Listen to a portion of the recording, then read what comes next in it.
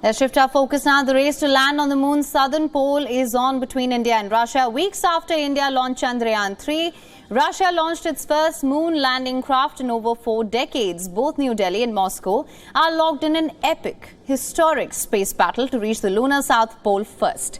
Russia on Friday launched its first moon landing spacecraft after 47 years. The Soyuz 2.1V rocket carrying the Luna 25 craft blasted off from the Vostochny Cosmodrome. The lander is set to touch down on the 21st of August, whereas India's Chandrayaan-3 is expected to attempt a soft landing on the 23rd.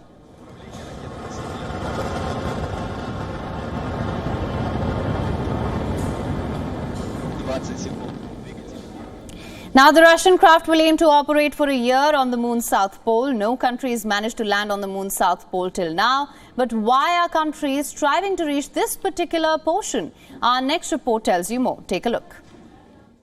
What's driving the new race to the moon? Major powers like the US, China, Japan, and the EU have all been probing the moon over recent years. A Japanese lunar landing failed last year, and an Israeli mission failed in 2019. There's been a focus on the South Pole, where no country has been able to reach yet. Rough terrain makes landing difficult, but the prize could be historic. Ice that could be used to extract fuel, oxygen, and drinking water. Russia and India are racing to get there first. Yeah, Russia's aspirations towards the moon are mixed up in a lot of different things. I think Asif Siddiqui is a professor of history at Fordham University.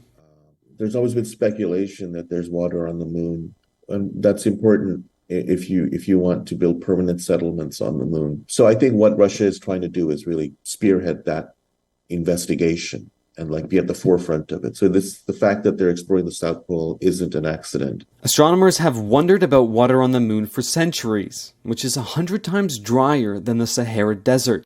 It was only in 2020 that NASA confirmed the existence of water there. India sent up its Chandrayaan-3 lunar lander last month after the Chandrayaan-2 failed in 2019.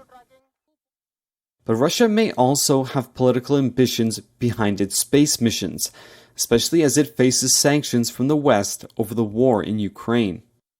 First and foremost, it's an expression of national power on the global stage.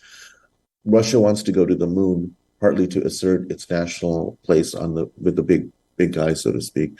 China has already announced plans to return humans to the moon. The U.S. has a major program called Artemis that it is in the middle of. So there's a lot of activity going on. Russia, because it lacks the economic power of the United States, has allied with China. So it's possible that what the Chinese do, the Russians may actually piggyback on top of that in the next 10, 15 years.